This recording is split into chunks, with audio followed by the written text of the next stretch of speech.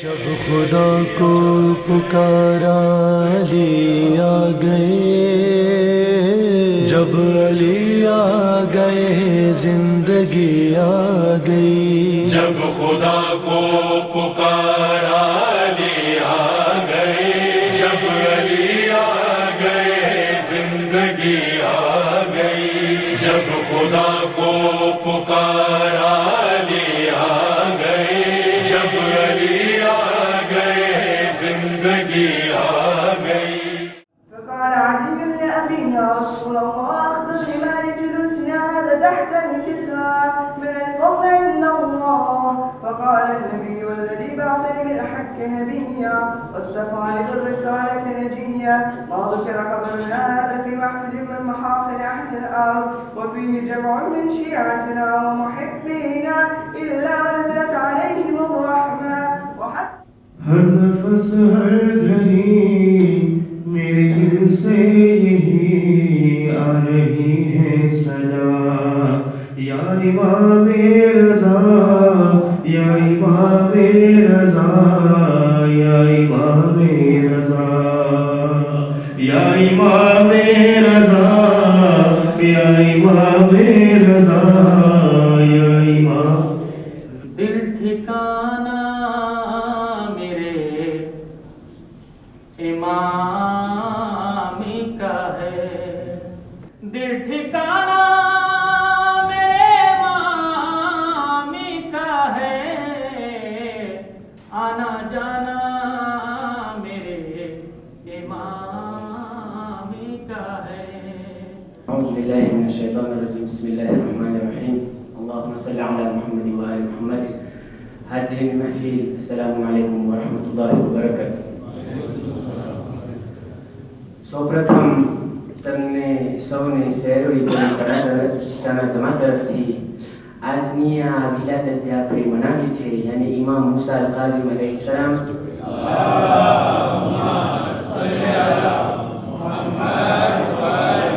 ની વિલાદતની મુબારકબાદી પાઠવીએ છે અને તમારું સૌનું તહેદીર શુક્રિયા અદા કરવામાં આવે છે કે તમે અહીં આવી તકલીફો ઉઠાવી ને આ વિલાદતમાં તેમ આ કોમ્પિટિશનમાં હાજર થયા. હું હવે જરાક તમને એક આદેશ દેવા માટે હું શેખ ઝહીર પાસે વિનંતી કરીશ કે અહીં આવી અને તમને જરાક આ કોમ્પિટિશનના પોઈન્ટ સમજાવે.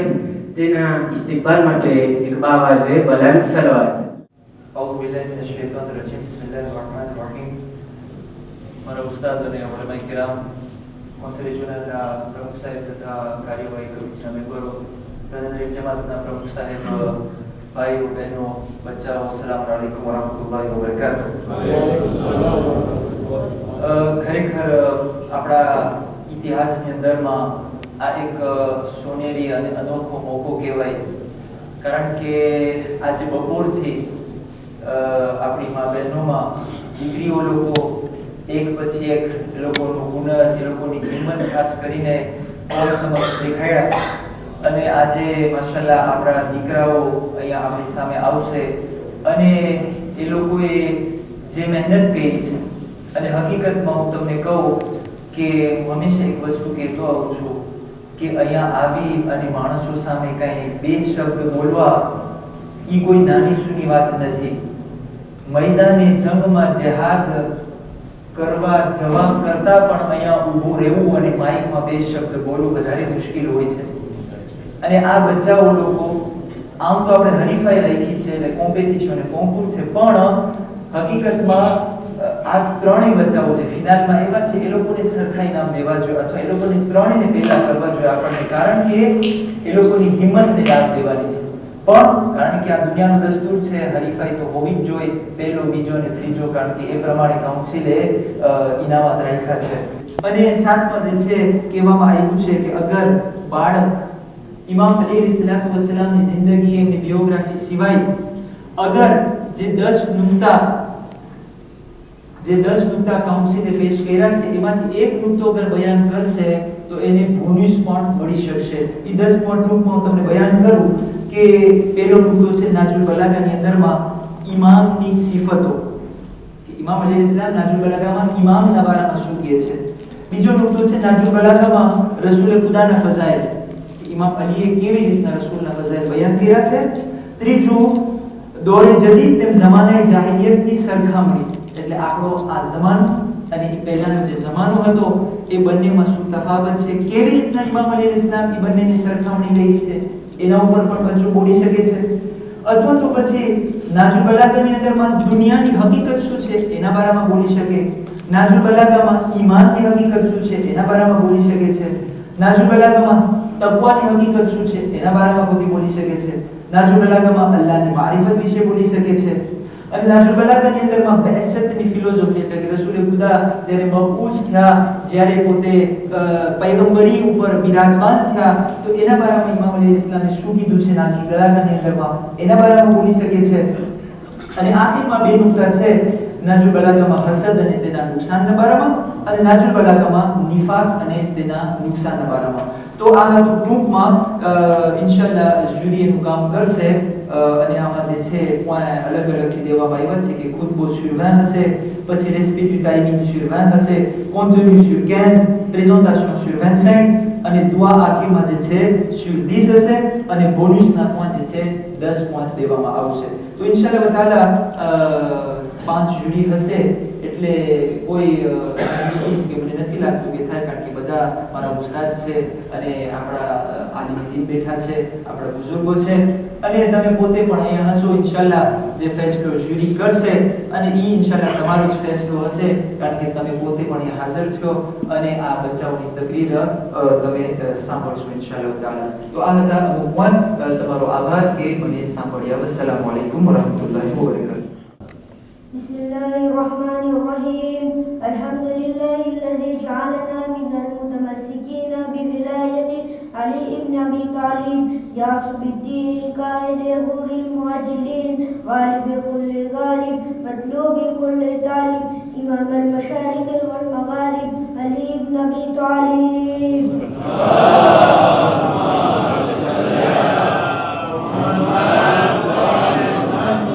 أما بعد فقد قال الله تعالى في القرآن المجيد بسم الله الرحمن الرحيم يا أيها الذين آمنوا اتقوا الله صلوات اللهم صل على محمد وآل محمد.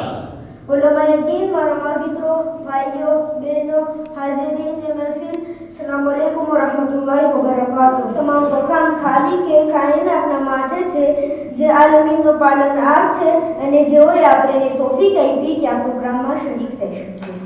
તે બાદ દુરૂદ વ સલામ મુહમ્મદ વ આલે મુહમ્મદ ઉપર.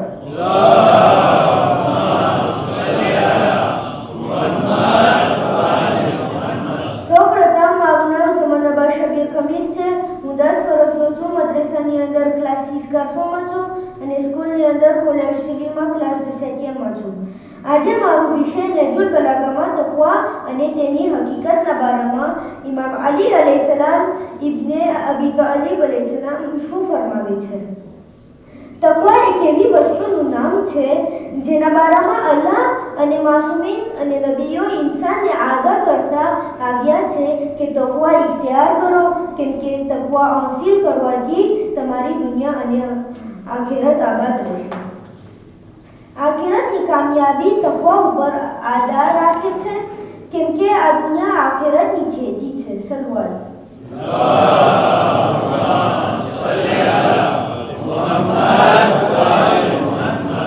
અલ્લાહ કુરઆનમાં કહે છે એ લોકો કે જે ઈમાન લાવ્યા તમો તકવા ઇખ્તિયાર કરો. બીજા મકામ ઉપર અલ્લાહ સૂરે બકરા આયત નંબર 177 માં ફરમાવે છે અને એ તકવા ધરાવવાવાળાની અલામત એ છે કે એ લોકો જેટલા ઉસૂલે દીન છે તેના ઉપર ઈમાન રાખે છે, રાહે ખુદામાં ખૈરાત કરે છે, અઝીઝો યતીમો જરૂરતમંદોના દરમિયાનમાં જે લોકો નમાઝો અને ઝકાતો અદા કરે છે, અને જ્યારે તે લોકો કોઈ સોદો ઓગાશમો કરે છે તો એની વફા કરે છે અને સબ્ર કરે છે મુસીબતોમાં. સલવાત અગર આપણે તકવાનો અર્થ જોશું તો એનો સરળ અર્થ એ છે કે અલ્લાહને મદ્દે નજર રાખીને અમાનને અંજામ આપવું. અલ્લાહ આપણા અમાનને જોઈ છે અને તે આપણો ખાલિક છે. અલ્લાહને મધ્યનજર રાખીને અમાલને અંજામ આપશું તો ઇન્સાન ક્યારેય પણ ગુનાહ નહીં કરે, કેમ કે તેનો ખાલિક તેને જોઈ રહ્યો છે. મિંબરે કુફાના ખતીબ ઇમામ અલી અલૈહિસ્સલામ નહજુલ બલાગામાં ખુતબા નંબર 262 ફરમાવે છે કે તમો તકવા ઇખ્તિયાર કરો, કેમ કે તકવા ધરાવવો એ અલ્લાહનો હક છે એના બંદાઓ ઉપર, અને તમો અલ્લાહની મદદ અને સરપરસ્તી માંગો તકવાના ઝરિયાથી, કેમ કે એ રહેમત આજે તમારા માટે મોકલીએ છે અને કાલે તમને જન્નત તરફ લઈ જશે. તમને એક વાક્ય પેશ કરું કે જ્યારે ઇન્સાન પાસે તકવાની દોલત આવી જાય છે ત્યારે એ ડાકુ પણ હોય તો મુત્તકી બની જાય છે. ફુઝેર અયાસ કે જે એક મોટો ડાકુ હતો, એનું કામ હતું કે તે કાફેલાને લૂંટે અને તેઓનો ચોરી કરે. ઘણા વખત ફુઝેર આ કામ કરતો હતો. બસ એક વખત ફુઝેર ચોરી માટે ઘરની બહાર ચરવાની કોશિશ કરતો હતો કે ચોરી કરે ઘરમાં જઈને. તો ફુઝેરને કુરાનની આયત સંભળાવી કે શું હજી એ વખત નથી આવ્યો કે લોકોના દિલોમાં તકવા આવે અને તેઓ સુધરી જાય. બસ આ આયતે ફુઝેરની જિંદગી બદલાવી નાખી, અને તે દિવસથી જ્યારે પણ પૂછવામાં આવતું હતું કે આ ગામમાં સૌથી મુત્તકી કોણ છે, તો લોકો કહેતા કે ફુઝેર અયાસ છે. સલવાત. તકવા એ દોલતનું નામ છે જે ઇન્સાનને જિંદગી, મૌત, કબ્ર, હિસાબ, કિતાબ, મિઝાન, પુલે સિરાત એ વખત સુધી કે ઇન્સાન જન્નત સુધી ના પહોંચે ત્યાં સુધી ઇન્સાનને કામ આવવાવાળી છે. ઇમામ અલી દુઆએ કુમેરમાં ફરમાવે છે કે દુનિયાના મુકાબલામાં તે આખિરતનો સફર કેટલો લાંબો છે અને તે હંમેશાનું મકાન છે. અને પૂછવામાં આવ્યું, યા અલી, તો એ આખિરતના સફર માટે બહેતરીન ઝાદે રાહ શું છે, બહેતરીન બગાડ શું છે? તો ઇમામ કહે છે, તકવા ખૈરુઝ ઝાદ, તકવા બહેતરીન બગાડ છે. મરહૂમ મુલ્લા અસગર હંમેશા કહેતા, મજાલિસ લાંબી ટૂંકીનો સવાલ નથી, બલ્કિ કેટલું યાદ રહે છે એ મહત્વની વાત છે. નહજુલ બલાગામાં ખુતબા નંબર 241 ની અંદર ઇમામનો એક કોમ્પાન્યો જેનું નામ હમ્માન ઇબ્ન શુરૈહ છે, તે ઇમામ અલીને તકવાવાળાઓની સિફાત બયાન કરવાનું કહે છે. હું તમને આજો ઝિયારત નસીબ કરે, ઔલાદને ઔલાદ નસીબ કરે, ઇમામને ઝુમરમાં જલ્દી કરે. ઇન્નલ્લાહ વ મલાઇકતુહુ યુસલ્લુના અલન નબી યા અય્યુહલ્લઝીના આમનુ સલ્લુ અલૈહિ વસલ્લિમુ તસ્લીમા.